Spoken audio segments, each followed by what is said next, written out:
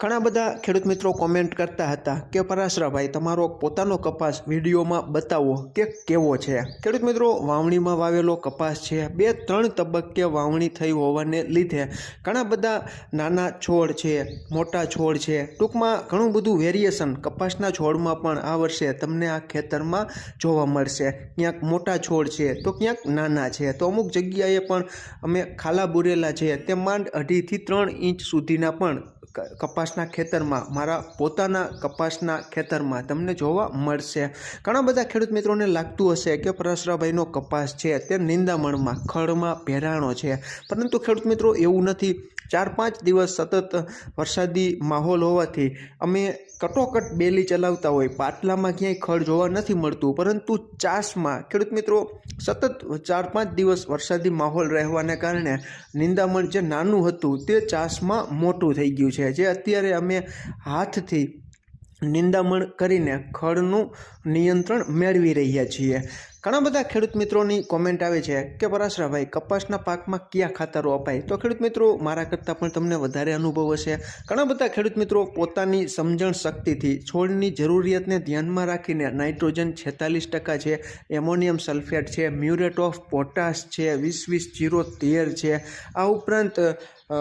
Sulphur અને ઝીંકવાળું જે mix ખાતર આવે છે તેનો પણ અત્યારે ઉપયોગ કરી રહ્યા છે। પરંતુ પાણી લાગેલ જે છોડ હોય, કપાસનું જે ખેતર હોય, તેમાં ખેડૂત મિત્રો આપણે કપાસની વૃદ્ધિ વિકાસ ખૂબ સારો કરાવવો હોય, ચેતનવંતો કપાસનો પાક આપણે કરવો હોય, એકદમ વેગવંતો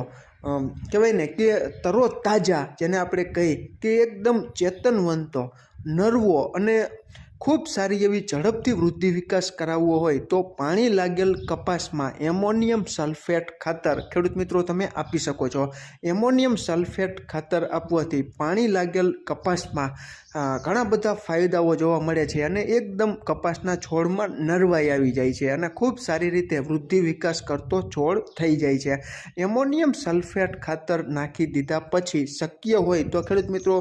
તમારે કપાસ સારો હોય અને ખેતી ખર્ચ કરવો હોય તો મેગ્નેશિયમ સલ્ફેટ ખાતર છે તે પણ તમે એમોનિયમ સલ્ફેટ ખાતર નાખી દીધા પછી 4-5 દિવસ પછી આપો તો ખૂબ સારો એવો ફાયદો કપાસના પાકને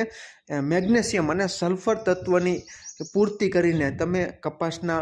છોડને એકદમ તંદુરસ્ત અને નરવા બનાવી શકો છો। ખેડૂત મિત્રો આ બધી જ માહિતી અમારા અનુભવ આધારિત છે, અમારી આ જ માહિતી મુજબ તમારે કરવું કે ન કરવું તેનું કોઈ દબાણ નથી। તમને જો ફાયદો મળતો હોય અને યોગ્ય લાગતું હોય તો અમારી માહિતી મુજબ તમે કરી શકો છો, અન્યથા તમારી રીતે પણ